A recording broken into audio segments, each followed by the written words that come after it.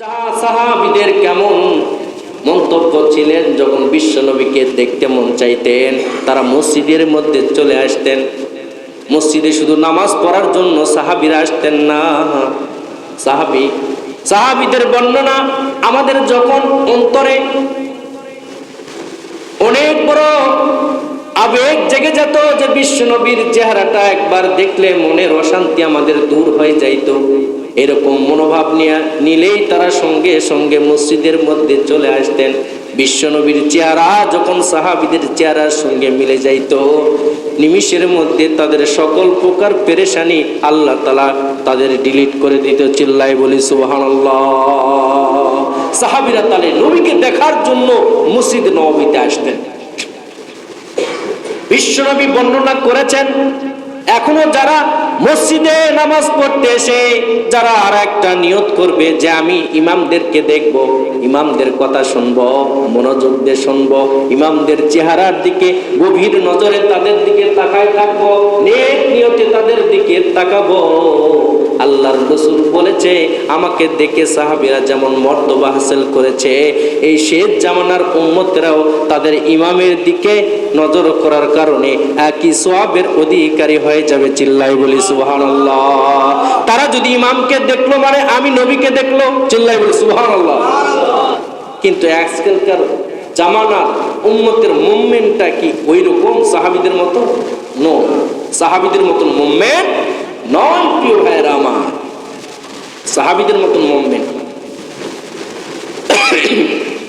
সাহাবীদের মতন আচরণ না আমাদের। আল্লাহু আকবার। বিশ্বনবীর কাছে একজন সাহাবী কাব ইবনে মালিক রাদিয়াল্লাহু তাআলা আনহু, নাম কি বলেন? কাব ইবনে মালিক রাদিয়াল্লাহু তাআলা আনহু। তিনি যখন বিশ্বনবীকে দেখার ইচ্ছা পোষণ করতেন, সঙ্গে সঙ্গে মসজিদে নববীর মধ্যে চলে আসতেন। বিশ্বনবী যখন বয়ান করতেন একবারে গভীর মনোযোগ দিয়ে মনটা বিশ্বনবীর প্রতি মনোনিবেশ করে গভীর আগ্রহ চিত্রে বিশ্বনবীর দিকে তাকায় থাকতেন আর কথাগুলো শ্রবণ করতেন। এবং বিশ্বনবী যখন নামাজ পড়তেন বিশ্বনবী সাল্লাল্লাহু আলাইহি ওয়াসাল্লামের দিকে তাকায় থাকতেন।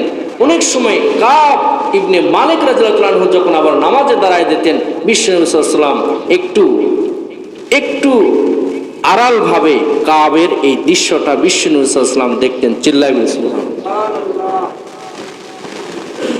এই কাব রাদিয়াল্লাহু আনহু একবার বিশ্বনবী সাল্লাল্লাহু আলাইহি ওয়াসাল্লাম যুদ্ধের এলান করেছিলেন, বলেছিলেন সবাইকে যুদ্ধের ময়দানে যেতে হবে। কাব রাদিয়াল্লাহু আনহুকে যখন বললেন বিশ্বনবী তোমাকেও যুদ্ধের ময়দানে যাইতে হবে, কাব রাদিয়াল্লাহু আনহু বিশ্বনবী সাল্লাল্লাহু আলাইহি ওয়াসাল্লামকে বললেন, ইয়া রাসূলুল্লাহ সাল্লাল্লাহু আলাইহি ওয়াসাল্লাম, আমার বাসাতে আর কেউ মানুষ বা কোনো সদস্য নেই, শুধু আমার বিবি আছে, এই বিবিকে আমি একা ফেলে যুদ্ধের ময়দানে যাব কিভাবে? বিশ্বনবী সাল্লাল্লাহু আলাইহি ওয়াসাল্লাম এই কাব ইবনে মালিক রাদিয়াল্লাহু আনহু এই সাহাবীর কথা শুনে মনে কষ্ট পাইলেন। বললেন তোমার বিবিকে কিছুদিনের জন্য তোমার শ্বশুরের বাসায় পাঠিয়ে দাও। তিনি বললেন যে আমি বাসায় পরামর্শ করতে হবে, বুঝতে হবে। ওই যে পরামর্শ করার জন্য গিয়েছে আর রাসূলের দরবারে আসেন। বিশ্বনবী সাল্লাল্লাহু আলাইহি ওয়াসাল্লাম কাব ইবনে মালিক রাদিয়াল্লাহু আনহুকে 50 দিনের জন্য হাদিসের বর্ণনা তাকে বয়কট করেছিলেন। নাউজুবিল্লাহ বলেন। সাহাবীদের দরবার থেকে বা বিশ্বনবী সাহাবী হিসেবে বয়কট করেছিলেন। কাব ইবনে মালিক রাদিয়াল্লাহু আনহু বলতেছেন, আমি যখন বাজারে যখন যাই আমার মনের ভিতর বারবার সেই দুঃখ প্রকাশটা হয়। যখন মসজিদে যাই আমার এত নিজেকে ছোট মনে হয়, মসজিদে নামাজ পড়তে হয়। যখন সাহাবীদের বহরের মধ্যে প্রবেশ করি নিজেকে ছোট মনে হয়। 50টা দিন আমাকে বয়কট যখন বিশ্বনবী করেছিলেন, আমি মনে মনে ভাবলাম এই বিশ্বনবী রাহমাতাল লিল আলামিন, তিনি আমাকে বয়কট করেছে, এই হালতে যদি আমার মৃত্যু হয়ে যায় আমি তো কখনো জান্নাত পাইব না, জান্নাতের সুঘ্রাণও আমি পাইব না। এরকম বারবার আল্লাহ তাআলার দরবারে যখন দরখাস্ত করতেছিলেন, 50 দিন পরে বিশ্ব নবী কাব ইবনে মালিক রাদিয়াল্লাহু আনহুকে তাকে ডেকে পাঠালেন এবং বললেন আল্লাহর পক্ষ থেকে ওহী নাজিল হয়েছে, কাব তোমাকে আল্লাহ তাআলা চিরতরে ক্ষমার ঘোষণা করেছে। চিল্লায় বলি সুবহানাল্লাহ। আপনাদেরকে এই কথার থেকে একটা জিনিস বোঝাতে চাই, সেই সময় বিশ্বনবী সাল্লাল্লাহু আলাইহি ওয়াসাল্লাম যুদ্ধে যায়নি। একজন সাহাবী, সবচেয়ে ভালো মানের সাহাবী, তিনি যুদ্ধে যেতে পারে নাই। সেই জায়গাতে যদি বিশ্বনবী সাল্লাল্লাহু আলাইহি ওয়াসাল্লাম মনে কষ্ট পেয়ে তাকে 50 দিন বয়কট করে, আর আল্লাহর রহমত থেকে সে যদি একটু নৈরাশ হয়ে যায়, সে যদি মনে করে, তাহলে বলেন আজকালকার এই সময়ে, চলমান সময়ে 24 সালের মুসলিমের বিশ্বনবীর উম্মত যারা এই দিনকে অবহেলা করতেছে, ধর্মকে অবহেলা করতেছে, যারা আমার ইসলামকে অবহেলা করতেছে, ইসলামের কাজে নাই, মসজিদে আসতে বলে মসজিদে আসে না, নামাজ পড়তে বলে নামাজ পড়ে না, জাকাত দিতে বললে জাকাত দেয় না, রোজা রাখতে বললে রোজা রাখে না।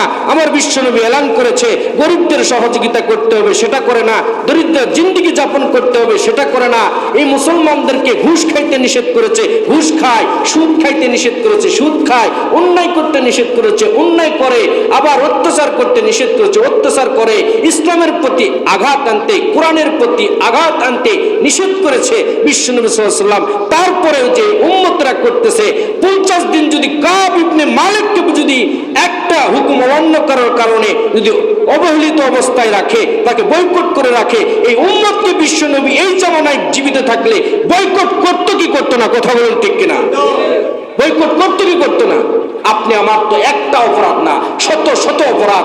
এই উম্মত বিশ্বনবীর প্রত্যেকটা হাদিসকে অবহেলিত করে, কোরআনের প্রত্যেক আয়াতকে অনেক অবহেলিত করে। কোরআনের আয়াত মানতে চায় না, নামাজ পড়তে চায় না, ইসলামের পথে থাকতে চায় না, বিশ্বনবীর সুন্নতকে আঁকড়ে ধরতে চায় না। এই উম্মতকে ফার্স্ট টাইমেই বিশ্বনবী থাকলে এলান করে দিত সকলে বয়কট। কথা বলুন ঠিক কিনা?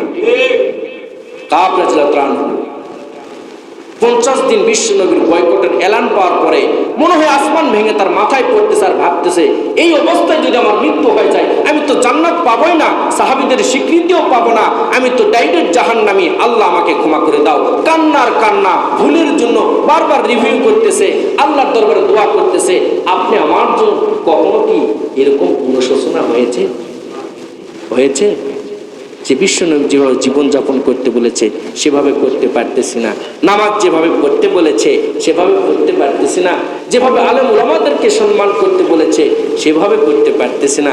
এইরকম অনুশোচনা, অনুপ্রেরণা কি আমাদের হৃদয়ে জেগেছে কখনো? কথা বলবেন, জেগেছে কখনো? তাহলে আমরা বয়কটের মধ্যে আছি না বয়কটের মধ্যে নেই? কথা বলবেন ভাইরা। আলোচনা শেষ করে দিব। বিরক্ত হচ্ছেন? কথা বলতেছেন না যে? আমরা বয়কটের মধ্যে আছি না প্রিয় উম্মতের মধ্যে আছি? আপনারাই বলতেছেন বয়কটের মধ্যে আছি। প্রিয় ভাইরা আমার, বয়কটের মধ্যে যদি থাকি, এভাবে তো যদি চলতেই থাকি, আল্লাহর নবীর সুপারিশ কখনোই পাওয়া যাবে? বলেন যাবে? বয়কটের মধ্যে থাকা যাবে? বলেন থাকা যাবে না।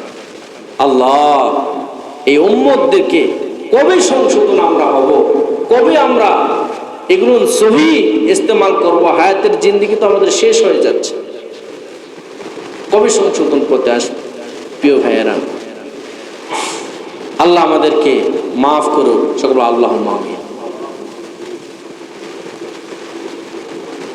এই যুগে, পৃথিবীর এক আদিম যুগে, পৃথিবী গোটা রাজত্ব করেছিল এক বাদশা, তার নাম হচ্ছে জুলকারনাইন।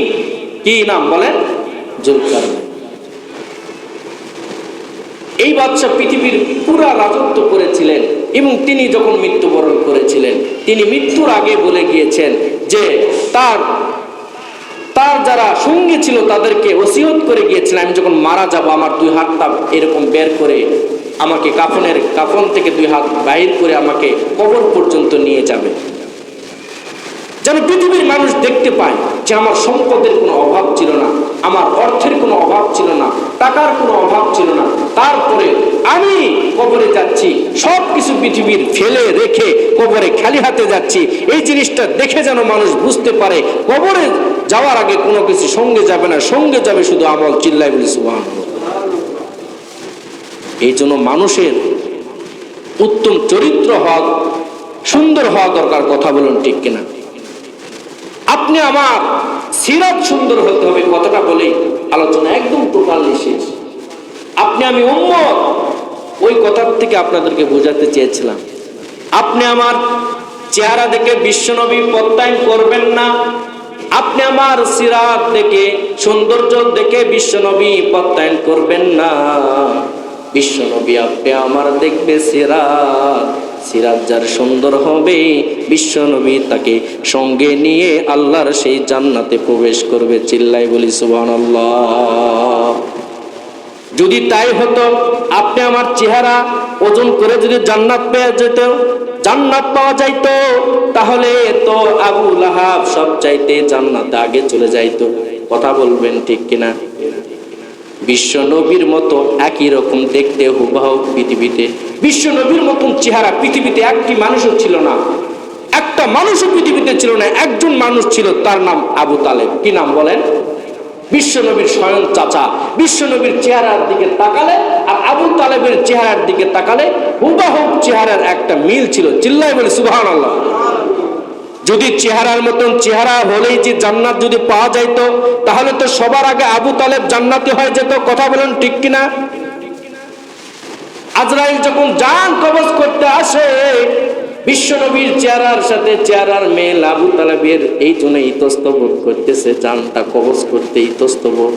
আল্লাহ বললেন ইতস্ত করে লাভ নাই, তার সিরত খারাপ। কি খারাপ? সুরত সুন্দর হলে হবে কি? সুরত মানে কি? চেহারা। সুরত মানে কি?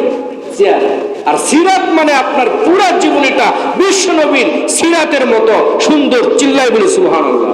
বিশ্বনবী কেমনে ঘুমাইছেন, কেমনে কথা বলেছেন, কেমনে জীবন যাপন করেছেন, কেমনে ইবাদত বন্দি করেছেন, এই পুরাটা হচ্ছে আপনি আমার জন্য একটা সিরাত। চিল্লাই বলি সুবহানাল্লাহ।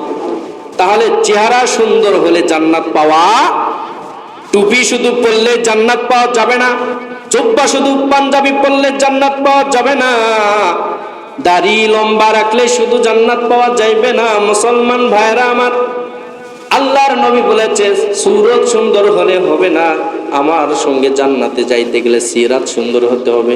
কি বলেন? আজকে এখানে শিখে যান, শিখে যান, এটা আমল করবেন তো ইনশাল্লাহ। সিরাত সুন্দর হতে হবে। চেহারা সুন্দর হওয়ার কিনা দরকার না, আপনার সিরাত সুন্দর হতে হবে।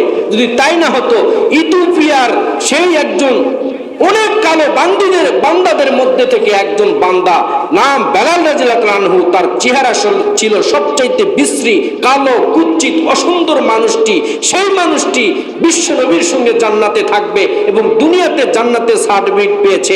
এত অসুন্দর মানুষ পৃথিবীতে আর কখনো আসবে না। এই মানুষটা যদি জান্নাতের সার্টিফিকেট পায়, তাহলে আপনি আমি তো সেইরকম অসুন্দর না, শুধু সুন্দর হলে জান্নাত পাবো না। তার বেলালের চেহারা অসুন্দর হলে কি হবে? তার মধ্যে বিশ্বনবীর পুরা সিরাত এবং সৌন্দর্যতা গুণ ছিল। চিল্লাই বলি সুবহানাল্লাহ। বুঝতে পেরেছেন? কি বুঝলেন বলেন? সিরাত কি হতে হবে? আমার সঙ্গে বলেন। সিরাত সুন্দর হতে হবে। কি হতে হবে? সুরত সুন্দর হলে চলবে না, চেহারা সুন্দর হলেই সে জান্নাতে যাবে না।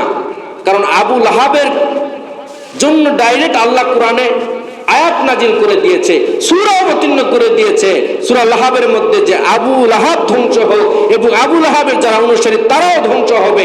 এই জন্য আল্লাহ বলেছে তোমাকে এখানে প্রত্যায়ন করে প্রশংসা করে লাভ নাই, তাকে আমি ধ্বংস করে দিব, যতই তোমার মতন চেহারার মিল থাক না কেন। কথা বলুন ঠিক কিনা? সম্মানিত ভাইয়েরা, এই জন্য যদি বিশ্বনবীর মতন সিরাত আমাদের সুন্দর হয়, এই সিরাতের মাসে, এই জন্য কথাটা বললাম, এই সিরাতের মাসে একটা জিনিস ওজন করে নেন, ভেবে নেন, বুঝে নেন। আমাদের সিরাত যদি সুন্দর হয়ে যায়, বেলাল যদি অসুন্দর মানুষ হয়, সিরাত সুন্দর হওয়ার কারণে জান্নাতি হইতে পারে। কসম আল্লাহ আপনাদেরকে বলি, আল্লাহ আপনাকে আমাকেও সেই বিশ্ব নবীর উম্মত হিসাবে কবুল করে নিয়ে জান্নাত দিয়ে দিবে। চিল্লায় বলে সুবহানাল্লাহ। তাহলে আমরা সিরাত সুন্দর করবো তো ইনশাল্লাহ। আর শুরুতে বলেছিলাম যে ভাই, দুনিয়া ক্ষণিকের দুনিয়া, এই দুনিয়ার জরুরত থেকেই যাবে, এই দুনিয়ার জরুরত কি থেকেই যাবে, দুনিয়া নিয়ে ব্যস্ত হওয়া যাবে না। আজকে বাংলাদেশের জমিনে আপনি আমি যদি হকের পথে থাকি, দেখবেন হকের জয় একদিন হবেই। কথা বলুন ঠিক কিনা? আজকে বাংলাদেশে ডক্টর মিজানুর রহমান আজহারি, তিনি বাংলাদেশে আগমন করেছে বীরের বেশে, যিনাকে বাংলাদেশ থেকে অপমানিত করে তাকে একটা বেকায়দায় ফেলে বাংলাদেশ থেকে তাকে বিদেশের জমিনে পাঠানো হয়েছিল। কিন্তু তিনাকে বিশ্লেষণ করে অনেক মুহাদ্দিসিনে কেরাম একটা কথা বলেছিল, আজকে তাকে অপমানিত করে বাংলাদেশ থেকে পাঠানো হয়েছে, অসুবিধা নাই, একদিন মিজানুর রহমান আজহারি সম্মানের খেতাব নিয়ে বীরের বেশে বাংলাদেশে আগমন করলো। চিল্লাবেন সুবহানাল্লাহ। বর্তমান ডক্টর মিজানুর রহমান আজহারি বাংলাদেশে এসেছে বীরের বেশে। তার সম্মানের যদি দৃশ্য আপনি দেখতেন, আপনার চোখ কপালে উঠে যেত। আল্লাহ তাকে কত সম্মান দিয়েছে। এখন বাংলাদেশে তিনি কন্টিনিউ আসবেন, আবার ইসলামের দাওয়াত ময়দানে দিবে। চিল্লাই বলে সুবহানাল্লাহ। আল্লাহ যেন আমাদেরকে তার সঙ্গে সাক্ষাৎ করার, তার নসিহা শোনার তৌফিক দান করুন। আল্লাহুম্মা আমিন। আর যারা কুলাঙ্গার, যারা ইসলামের শত্রু, যারা ইসলামের দুশমন, যারা আলেম ওলামার শত্রু, যারা আমাদের সমাজের শত্রু, এই নাস্তিকবাদ যারা করতেছে, তারা তো বাংলাদেশের জমিনে ঠাঁই নাই, বরঞ্চ যদি থাকেও তাদেরকে কত ইঁদুরের মতন গড়তে থাকতে হচ্ছে। কথা বলুন ঠিক কিনা? এই জন্য প্রিয় ভাইয়েরা আমার, সারা জীবন হকের উপর বাঁচবেন, দেখবেন আল্লাহ তাআলা আপনার মর্যাদাকে বৃদ্ধি করে দেবে। চিল্লাই বলে সুবহানাল্লাহ। আল্লাহ রাব্বুল আলামিন সব ভাইকে এবং সহিহ কথার উপর আমল করার তৌফিক দান করুন। আখিরি দাওয়ানা আলহামদুলিল্লাহি রাব্বিল আলামিন।